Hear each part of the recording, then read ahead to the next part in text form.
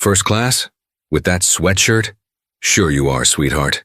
That's what the gate agent sneered before tearing a black woman's passport in half, right there at the boarding gate, in front of stunned passengers. What she didn't know was that the woman in joggers wasn't just any traveler. She was a federal investigator with the power to ground planes and launch nationwide audits. What began as petty racism spiraled into a career-ending disaster, federal charges, and one of the biggest scandals in airline history. This is the story of how one arrogant moment triggered a storm no one saw coming. Ebony Reed felt the familiar bone-deep weariness that only came after a successful, high-stakes operation.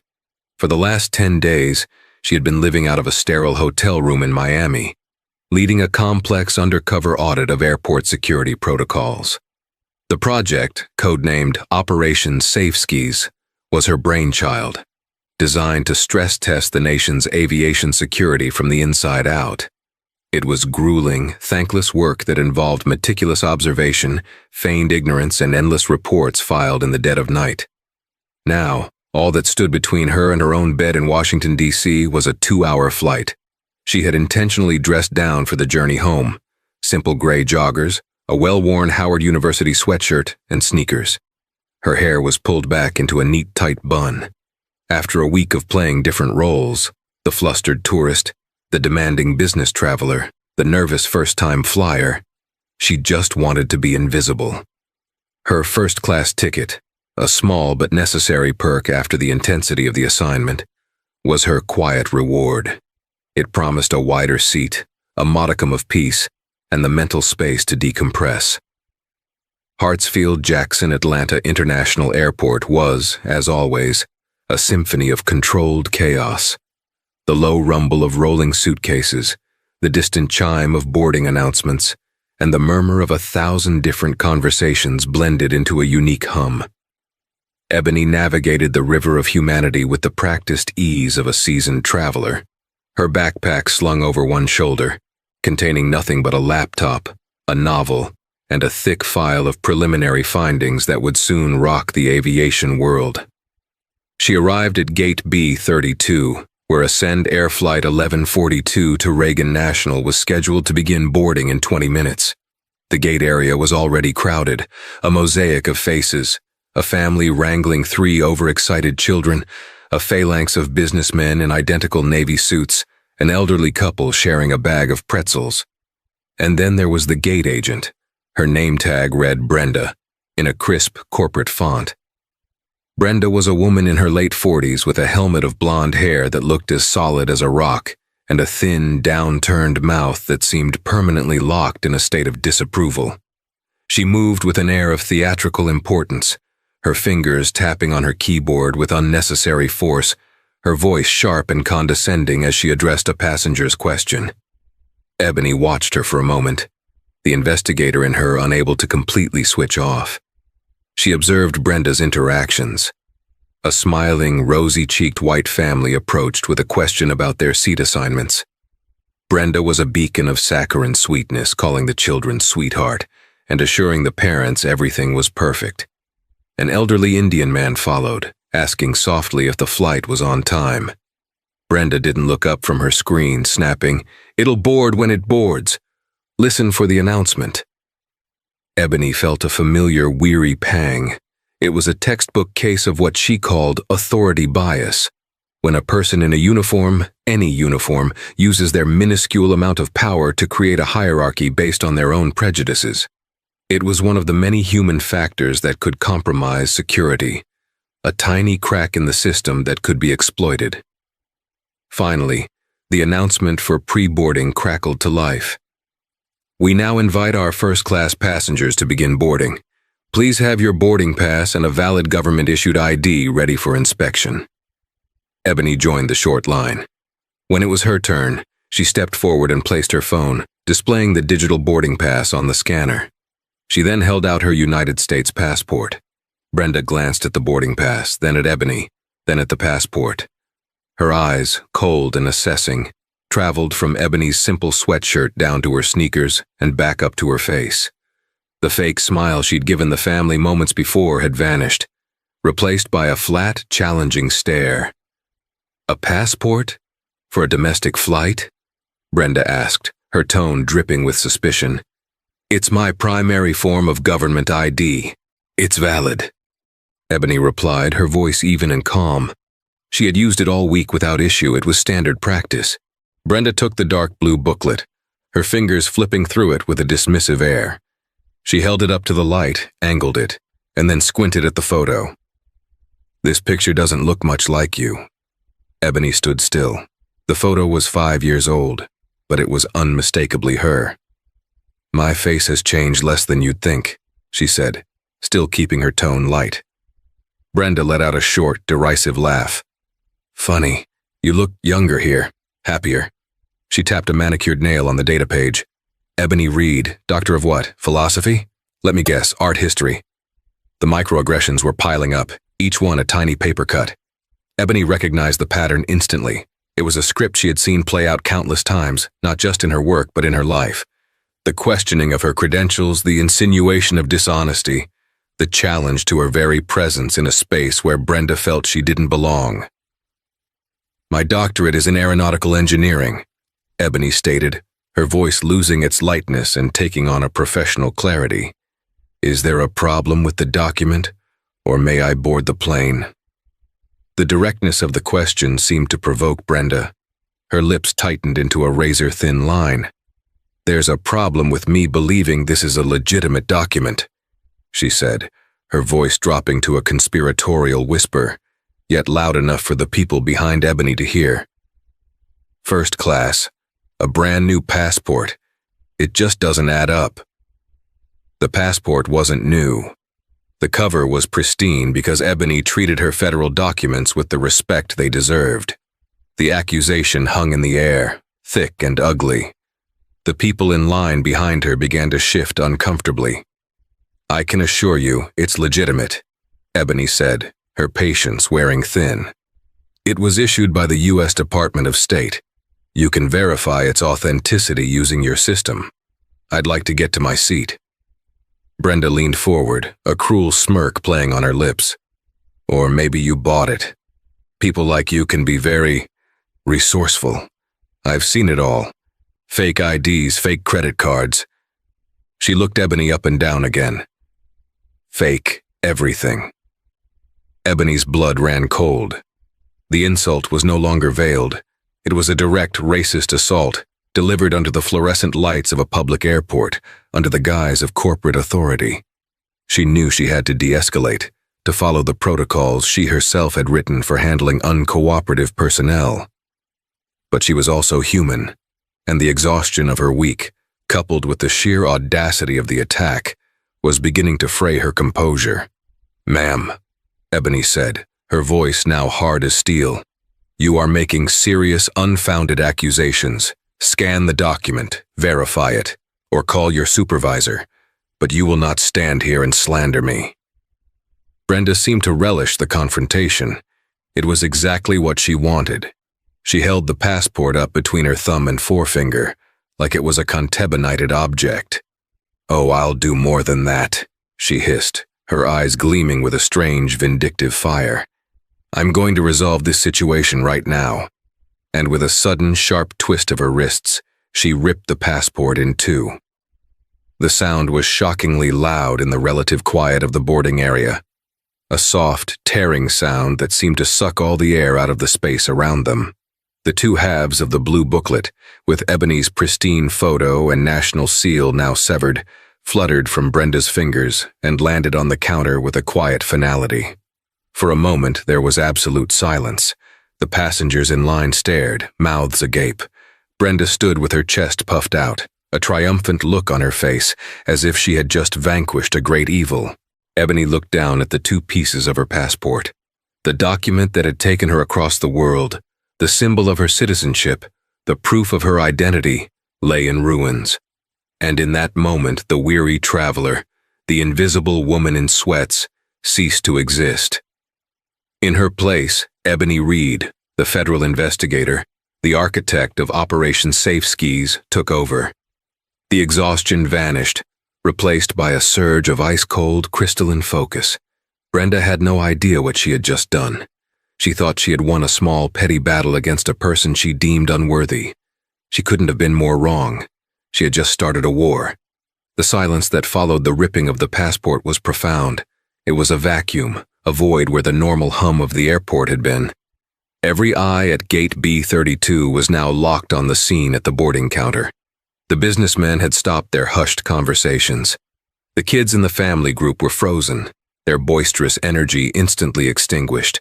A young woman standing a few people back in the economy line instinctively raised her phone, its camera lens a small, dark, unblinking eye. Brenda seemed to bask in the attention. She crossed her arms, a smug, self-satisfied smirk etched onto her face. She had made her point. She had, in her mind, exposed a fraud and protected the integrity of her airline. She was the hero of her own small, ugly story. Ebony did not look at Brenda. She didn't shout. She didn't cry. Her gaze was fixed on the two halves of her passport lying on the worn Lebanese countertop. The crisp edges of the tear were a visceral wound.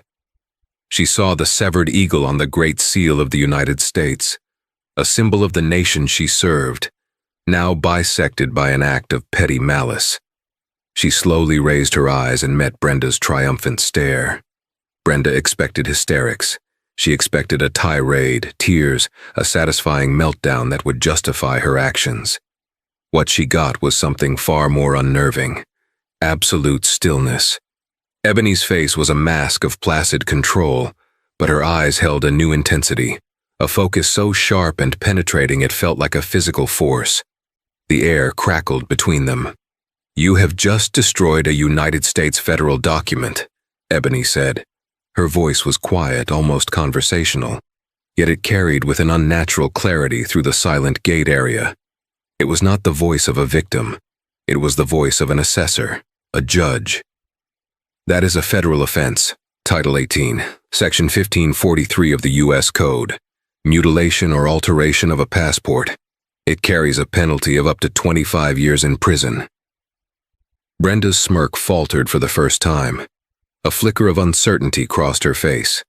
She had been expecting accusations of racism, not citations of federal law. "It was a fake," she stammered, her bravado starting to sound hollow.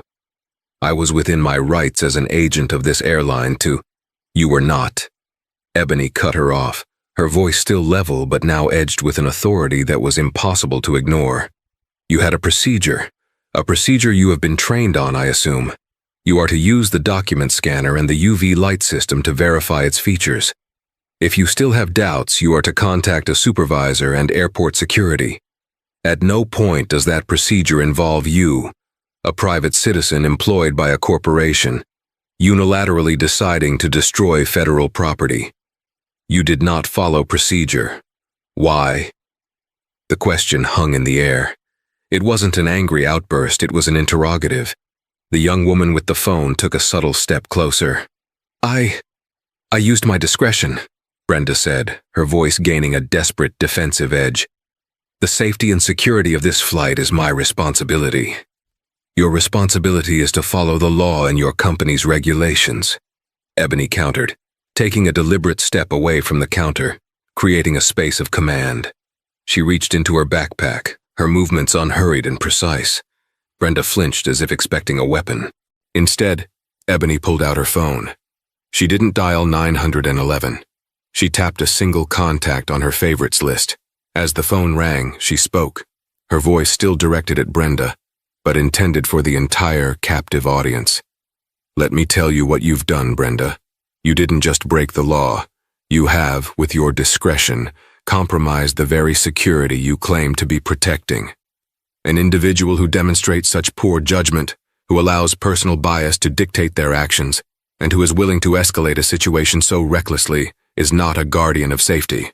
They are a liability, a massive, gaping liability." The phone clicked on the other end. Ebony's demeanor shifted again.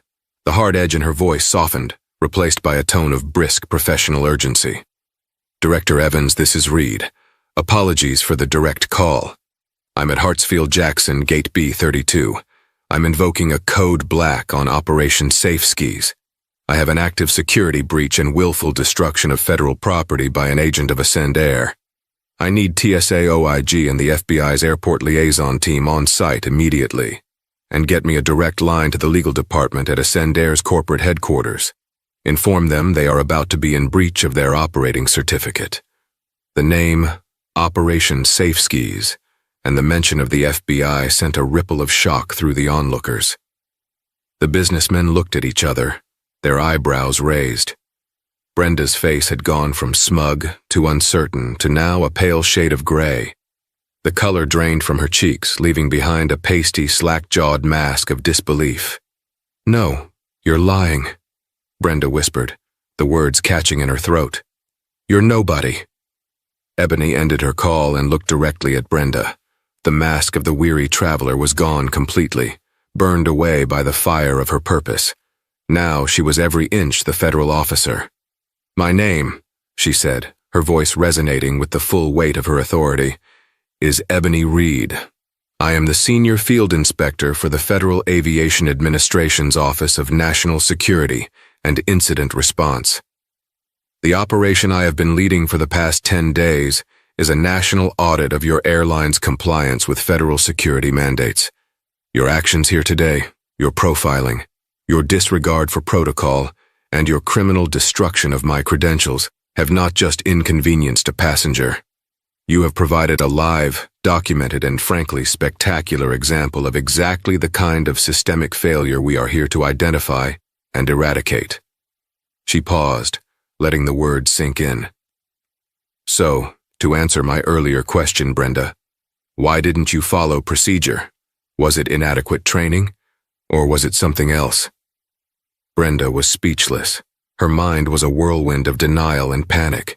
This couldn't be happening. The woman in the college sweatshirt, the one she had pegged as a fraud, couldn't be some high-level government agent. It was a trick, a bluff. Just then, a harried-looking man in a slightly too tight suit rushed toward the gate. "What the hell is going on here?" he demanded, his name tag identifying him as Frank Miller, the station supervisor. "Brenda, what did you do? We have a flight to board." Brenda turned to him, her eyes wide with desperation. "Frank, this woman, she was trying to board with a fake passport. It was a cheap forgery. I confiscated it." She gestured vaguely at the 2 pieces on the counter, avoiding the fact that she had been the one to tear it. Frank looked from Brenda's panicked face to Ebony's icily calm one. His default setting was to back his employee, to smooth things over and get the plane out on time. That was his job. Delays cost money. "Ma'am," he began, his voice a practiced, placating drone. "I'm sure we can sort this out. If there's an issue with your ID." "Your time to sort this out has passed, Mr. Miller," Ebony said, her eyes flicking to his name tag. "Your employee has committed a felony. Your airline is now under active investigation by the FAA, effective immediately. Flight 1142 will not be departing. This gate is now a federal investigation scene. Nothing," she said, her gaze sweeping over the counter, "is to be touched." As if on cue, 2 uniformed airport police officers appeared at the end of the jet bridge, their expressions serious. They were followed by 2 more individuals in sharp, dark suits who moved with the unmistakable confidence of federal agents. The hum of the airport was returning, but now it was layered with the crackle of police radios and the urgent murmurs of the crowd. Brenda looked at the approaching officers, then at the 2 halves of the passport, then at Ebony's unyielding face. The reality of the situation finally crashed down upon her, a tidal wave of pure, undiluted horror. The smugness, the power, the vindictive pleasure. It all evaporated, replaced by a raw, primal fear. She hadn't just made a mistake. She had ended her career. She had destroyed her life. And it had all happened in the span of 5 minutes, starting with a sneer and ending with the soft, tearing sound of her own ruin. The arrival of law enforcement flipped a switch in the atmosphere at Gate B32. The scene transformed from a shocking spectacle into a formal proceeding. The 2 airport police officers, stern and professional, immediately established a perimeter. "Folks, we're going to need you to clear the area," one of them announced, his voice brooking no argument. "Please step back from the gate." The passengers, who had been a captive audience, now shuffled backward, a low wave of murmuring rippling through them. They were no longer just witnesses. They were now bystanders to an official incident. The young woman who had been filming lowered her phone but didn't stop the recording, letting it hang by her side, its lens still drinking in the scene. The two plainclothes agents from the FBI's airport liaison office approached Ebony directly, bypassing everyone else. One was a tall man with a calm demeanor. The other was a shorter woman with sharp, intelligent eyes. "Reed?" the man asked, his voice low and respectful. "Agent Davies, this is Agent Chen. We got the call from Director Evans. What's the situation?" Before Ebony could answer, Frank, the station supervisor, stepped forward, his face a mask of bewildered indignation. "Hold on. Who's in charge here? This is an Ascend Air gate. This is my station. This woman," he gestured at Ebony, his voice rising, "is making threats and disrupting our operation."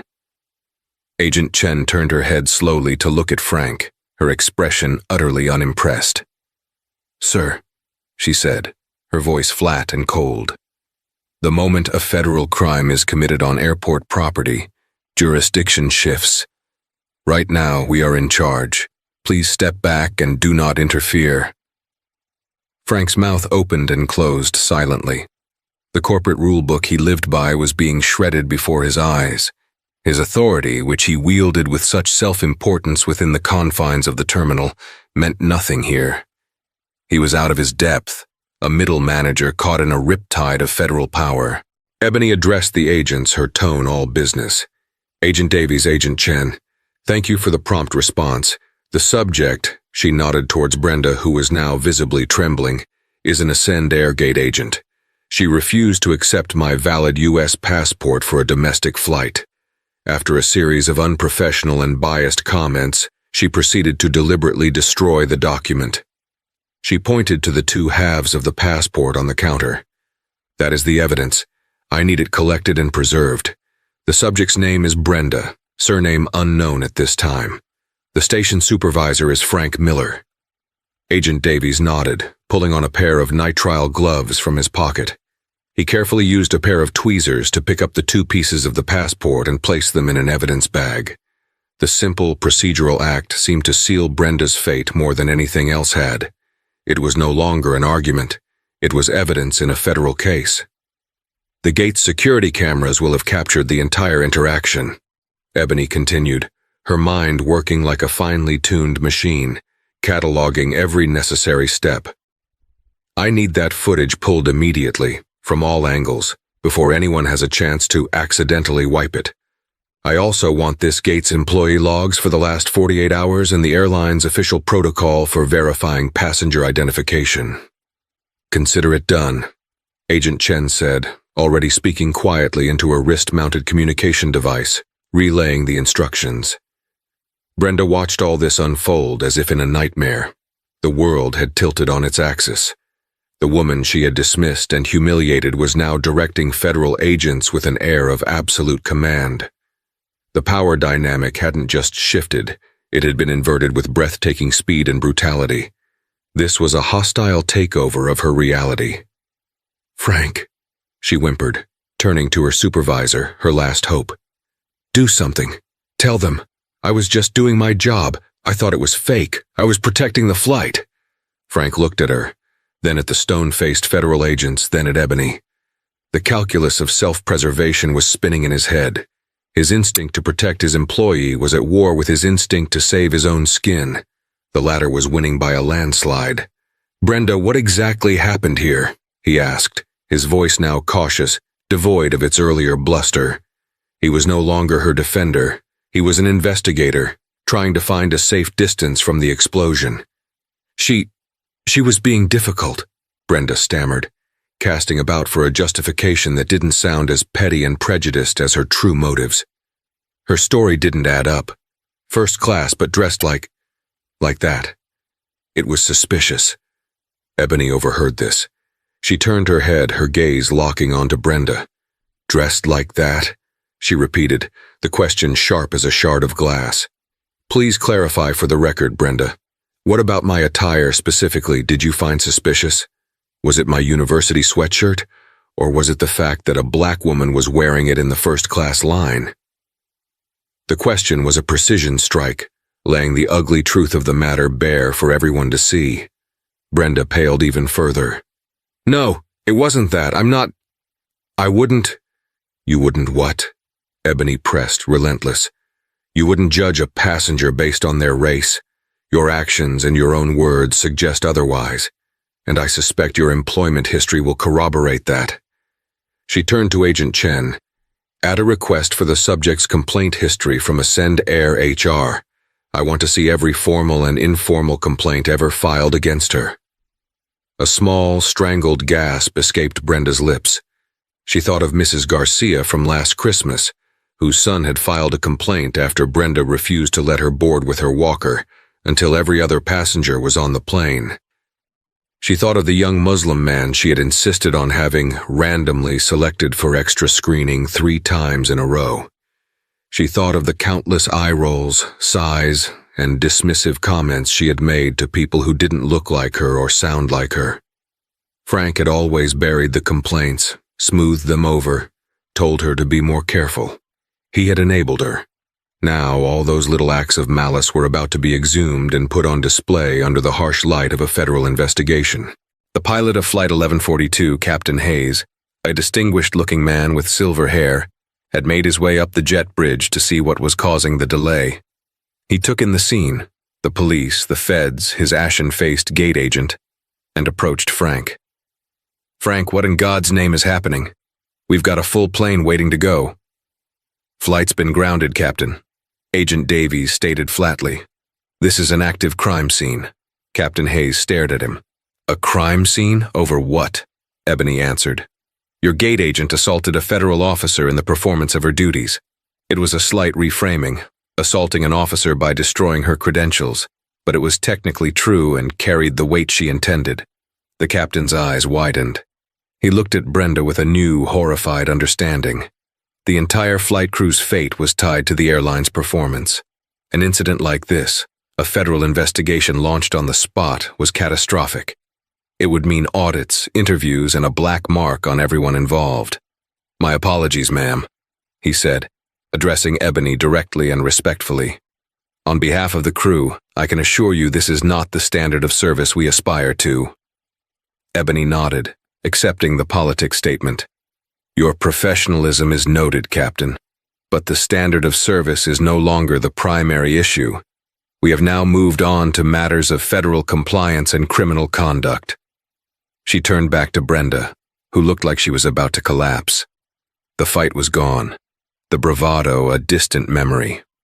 All that remained was the pathetic, crumbling facade of a bully who had finally punched someone who could punch back, not with fists, but with the full, crushing weight of the United States government. "Brenda," Ebony said, her voice dropping back to that eerily calm, almost gentle tone, "you will be escorted to a secure interview room. You have the right to remain silent. I strongly advise you to use it until you have legal counsel. You are going to need it." The words hung in the air, a final, devastating verdict. The script had been flipped, the roles reversed. Brenda, the queen of Gate B32, was no longer in control. She was a subject, a defendant, a case file, and Ebony Reed, the woman in the gray joggers, was the one holding the pen. The transition from public gate area to sterile interview room was swift and disorienting for Brenda. One moment she was surrounded by the familiar sights and sounds of her workplace. The next, she was sitting on a hard plastic chair in a windowless beige room. The only furniture was a metal table bolted to the floor and 3 chairs. Agent Chen sat opposite her, a folder and a pen her only props. Agent Davies stood silently by the door. The air was thick with the scent of institutional cleaning supplies and stale regret. Brenda's mind was a frantic scramble. This had to be a misunderstanding, a colossal overreaction. She was a good employee, 22 years with Ascend Air, from baggage handler to the coveted position of lead gate agent. She had seniority. She had Frank's protection. This couldn't be happening. "I want to call my husband," she said, her voice thin and reedy. "And I want to talk to Frank." "You will have an opportunity to make a phone call," Agent Chen replied, her tone neutral. She clicked her pen. Mr. Miller is currently in another room, giving his own statement. For now, I just have a few preliminary questions. She opened the folder. Inside was a single sheet of paper with Brenda's employee photo clipped to the top. Full name for the record. Is Brenda S. Kowalski? Yes, Brenda whispered. And you have been the lead gate agent at this station for 7 years? Yes. Agent Chen made a small check mark on her paper. Miss Kowalski, in your 2 decades with Ascend Air, how many times have you received training on the Passenger Identification and Verification Protocol, also known as PIV? I don't know the exact number every year. We have refreshers. And what does that protocol instruct you to do if you suspect a passenger's identification is fraudulent? Brenda's throat felt dry. We are supposed to use the verification equipment, the UV light, and if doubts remain, we call a supervisor or airport security. And did you use the verification equipment on Reed's passport? No, Brenda admitted. The equipment was right there, built into her counter. It would have taken 5 seconds. And why not? Because I just had a feeling. It looked off. The way she was dressed, her attitude, it was all wrong. I was being proactive about security. Agent Chen's face remained impassive, but her eyes were sharp. So you substituted a federally mandated security protocol with a feeling? A feeling based on what you described to your supervisor as this passenger being dressed like that? It wasn't just that. She was arrogant, Brenda said, grasping at straws, challenging my authority. Is it your understanding that a passenger asking you to do your job constitutes a challenge to your authority? Agent Chen countered smoothly. She made another note. Let's move on to the document itself. You stated you believed it to be a cheap forgery. What specific elements of the passport led you to that conclusion? Was the microprinting on the data page flawed? Was the holographic image of the eagle incorrect? Did the binding fail to meet federal standards? Brenda stared at her blankly. She didn't know about any of that. She had glanced at the photo and the name and made a judgment.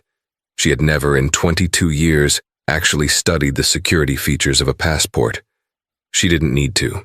She just knew. It just looked fake, she mumbled, the weakness of her own excuse echoing in the small room. So, to be clear, Agent Chen summarized, her voice cutting through the fog of Brenda's panic. With no technical basis, you ignored your training, profiled a passenger based on her appearance and race, and then when questioned, you committed a felony by destroying the very document you were tasked to inspect. Is that an accurate summary of events? The words laid out so plainly were devastating. Brenda felt a wave of nausea. I want a lawyer, she whispered. A wise decision, Agent Chen said, closing the folder. She stood up. You'll be formally processed by airport police. The U.S. Attorney's Office will be in touch regarding the federal charges. As Agent Davies escorted a stunned and sobbing Brenda from the room, Ebony was in the station supervisor's office with Frank Miller.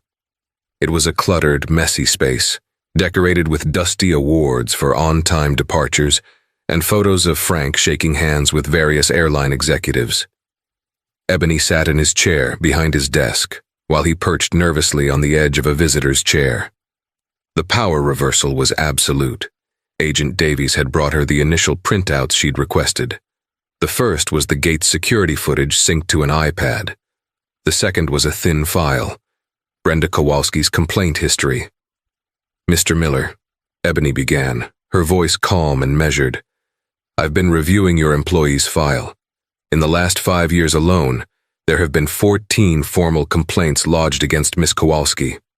9 of them were from passengers of color, 4 from passengers with disabilities, and 1 from a passenger who appeared to be of Middle Eastern descent. Frank shifted uncomfortably. We get complaints all the time. It's the nature of customer service. People get upset when they miss flights. Oh, I'm not talking about missed flights, Ebony said, her eyes narrowing. I'm talking about a complaint from a Mr. David Chen, who stated that Miss Kowalski loudly asked if he spoke English when he presented a valid New York driver's license. I'm talking about a complaint from a Aisha Sharma, who alleges Miss Kowalski lost her seat assignment for her and her 2 children after she requested a child's meal.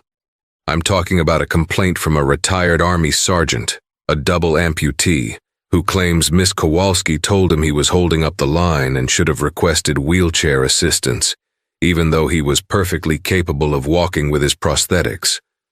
She pushed the file across the desk. And on every single one of these, Mr. Miller, I see your signature. Action taken, counseled employee. Action taken, verbal warning. Action taken, case closed. Tell me, what did this counseling entail?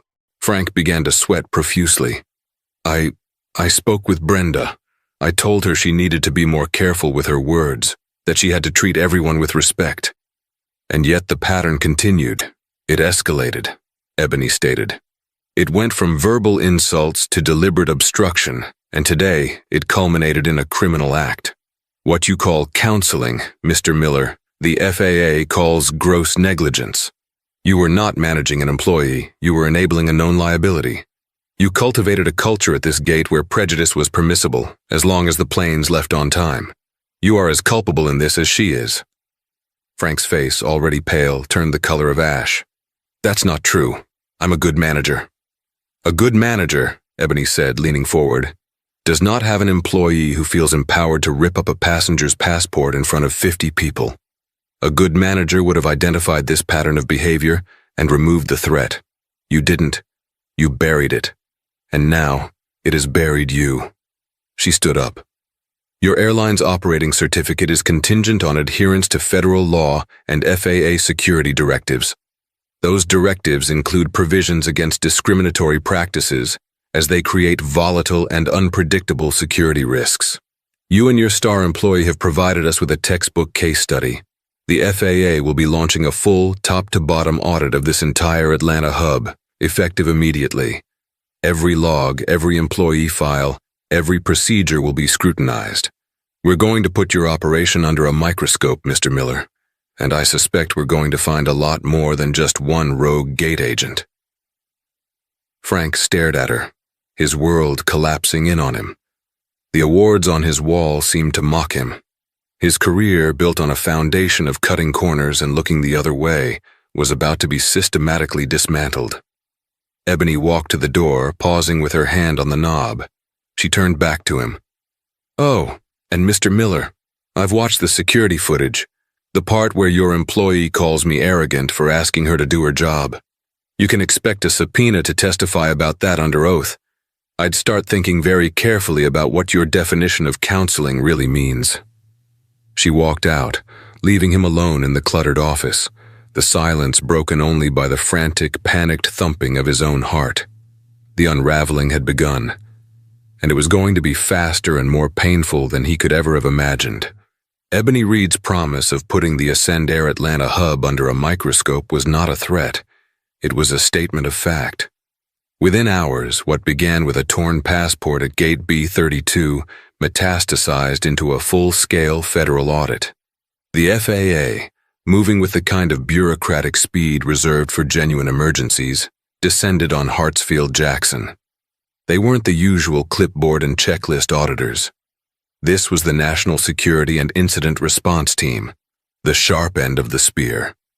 Ebony established a command center in a corporate conference room commandeered from Ascend Air. The room quickly filled with laptops, secure servers, and a team of investigators hand-picked for their ruthlessness in sniffing out non-compliance. They were forensic accountants, ex-NTSB investigators, and data security analysts. They were the people airlines had nightmares about. The investigation radiated outward from Brenda Kowalski. Her work computer was imaged, her email server seized. They found a trove of emails between her and Frank Miller, a sordid history of complaints met with winking reassurances. "Don't worry about the Chen guy, I handled it," one of Frank's emails read. "Just try to keep it less obvious next time, lol." The LOL was a nail in his coffin, but Brenda was just the loose thread. As Ebony's team pulled on it, the entire tapestry of the Atlanta station began to unravel. The audit of employee files, which Frank had so ineptly guarded, revealed that Brenda's case wasn't an anomaly. It was just the most egregious example. They found other employees with disturbing patterns. a baggage handling supervisor who consistently lost the luggage of passengers with African or Middle Eastern sounding names, a ticketing agent who had a statistically impossible record of assigning minority families to middle seats, even on empty flights. These were all small acts of degradation, paper cuts of prejudice that had been ignored or dismissed by management, focused solely on metrics like on-time departure rates. "This isn't a bad apple problem, it's an orchard problem," Ebony stated during a briefing with her team 2 days into the audit. She stood before a whiteboard covered in diagrams and flowcharts connecting names and incidents. "The culture here, fostered by Miller and his predecessors, is one of willful blindness. Compliance is seen as a suggestion, not a mandate. The priority is profit and speed. Everything else, including security and basic human dignity, is secondary." The most damning discovery came from the maintenance logs. An analyst, cross-referencing parts inventory with flight records, found discrepancies. Small ones at first, but the pattern was undeniable. Ascend Air's Atlanta station was cutting corners. They were extending the service life of non-critical parts beyond the manufacturer's recommendations. They were pencil-whipping inspections, signing off on checks that were never actually performed. They uncovered the case of Flight 819 from 3 months prior, a flight to Seattle that had to make an emergency landing in Denver due to a cabin pressure sensor failure. The official report, signed by Frank Miller, blamed an unforeseeable parts malfunction. The FAA audit found the truth. The sensor that failed was on its 3rd life extension, 2 past the legal limit. The inspection report for its last check was signed by a mechanic who was, according to payroll records, on vacation in the Bahamas on the day of the alleged inspection. Frank Miller had not just ignored racism, he had actively participated in a cover-up that endangered the lives of hundreds of passengers. The torn passport was no longer the main crime. It was merely the key that had unlocked a vault of systemic corruption. Ebony sat down with Captain Hayes, the pilot from the cancelled Flight 1142. He had been grounded pending the investigation, along with his crew. He was angry, embarrassed, and terrified for his career. "Captain," Ebony began, her tone professional but not unkind, "I've reviewed your record. It's exemplary. 25 years, not a single blemish. Which is why I find it hard to believe you were completely unaware of the lax culture at this station." Hayes shifted in his seat. "My job is in the cockpit, Reed. I fly the plane. I rely on my ground crew and my station managers to do their jobs to the letter. I have to trust them." "Trust is not a control," Ebony countered. "It's a variable. Did you ever, in your pre-flight checks, notice anything that gave you pause? Any maintenance sign-offs that seemed rushed? Any crew members who seemed overly stressed or complained about being understaffed?" The captain hesitated. His loyalty was to his crew and his airline, but his ultimate responsibility was to the safety of his passengers, and he was speaking to a federal investigator who already seemed to know the answers to her own questions. "There have been whispers," he admitted reluctantly. "Talk of management pushing us to make faster turnarounds. Pressure to not delay flights for minor write-ups. We're told to use our discretion, but I never saw anything that I believed would compromise the safety of my aircraft." "And Brenda Kowalski? What were the whispers about her?" Captain Hayes sighed, a deep, weary sound. "Everyone knew about Brenda. We called her the gatekeeper. She had her favorites. If you were on her good side, your boarding was smooth as silk.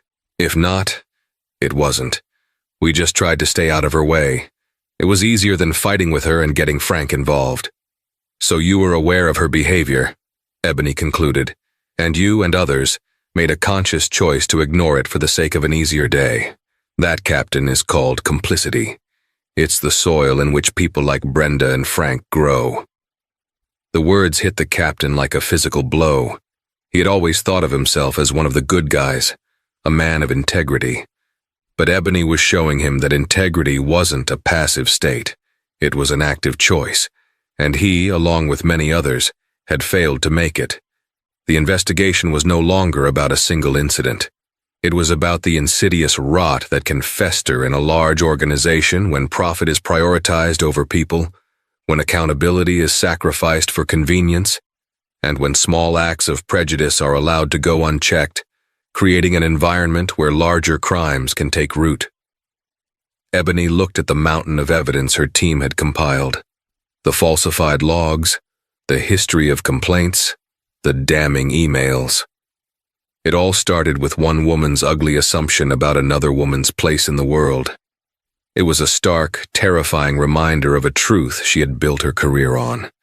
Bigotry isn't just a social evil. In the world of aviation, it is a direct and pressing threat to safety and security. It is a cancer that, left untreated, will always eventually spread. The consequences came not with a single thunderclap, but as a series of devastating, targeted lightning strikes.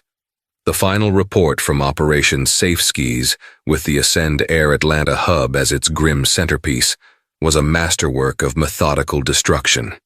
It was leaked to a major news outlet, a strategic move by Ebony's boss, Director Evans, to ensure the story couldn't be buried. And the fallout was immediate and catastrophic. For Brenda Kowalski, the karma was swift and absolute. Fired by Ascend Air within an hour of the story breaking, she was arrested the next day. The image of her being led from her suburban home in handcuffs, her face a crumpled mask of disbelief, became the visual icon of the scandal. She was charged with the destruction of a federal document, but the U.S. attorney, spurred by the public outcry and the mountain of evidence of her discriminatory practices, added civil rights charges to the indictment. Her feeling about Ebony Reed would cost her years of her life. Her legal defense crumbled when Frank Miller, in a desperate bid for leniency, agreed to testify against her, detailing his years of counseling that were nothing more than a conspiratorial pat on the back. Frank Miller's fate was, in many ways, worse. He was also fired and faced federal charges not just for his role in the passport incident, but for the far more serious crime of falsifying safety records. The FAA made an example of him. They didn't just want him to lose his job, they wanted to ensure he could never work in the aviation industry again, in any capacity. His name became a byword for managerial negligence. Facing decades in prison for endangering hundreds of lives with his pencil-whipped inspections, he took a plea bargain, receiving a multi-year sentence in federal prison. The man who lived by the corporate ladder died by it, his fall as spectacular as it was deserved. But the true karma was reserved for Ascend Air. The FAA hit them with one of the largest fines in the agency's history, a figure with so many zeros it made Wall Street analysts gasp. The fine wasn't just punitive, it was prescriptive. A significant portion of the money was earmarked for a complete top-to-bottom overhaul of their training, compliance, and hiring practices, all to be monitored by a court-appointed federal overseer for a period of 5 years. Ebony Reed herself helped write the terms of the settlement. The airline stock plummeted, passengers boycotted. The PR nightmare was relentless. The story of the racist gate agent who tore up a passport became a national cautionary tale. The Ascend Air brand, once associated with budget-friendly travel, was now synonymous with prejudice and corruption. They were forced to launch a humiliating apology tour, with their CEO appearing on national television, his face a grimace of forced contrition. The young woman who had filmed the initial incident on her phone became a minor celebrity. Her video was played on every news channel, a clear, damning record of Brenda's malice. She was interviewed, praised for her quick thinking, and held up as an example of citizen journalism. She later received a quiet, personal note of thanks from Ebony. 6 months later, Ebony Reed stood at a podium in a congressional hearing room on Capitol Hill. She was no longer in her undercover sweats, but in a sharply tailored navy blue suit. Her demeanor was confident, her voice clear and strong as it echoed through the chamber. On a large screen behind her was a high-resolution image of her ripped passport, the two halves now a symbol of a broken system. The events at Hartsfield-Jackson were not the result of one employee's bad day, she told the committee of senators. They were the inevitable result of a corporate culture that tolerated bigotry, prioritized speed over safety, and ignored the fundamental principle that security is compromised the moment we begin to make assumptions based on a person's race, religion, or appearance. The actions of Miss Kowalski were not just an insult to me personally.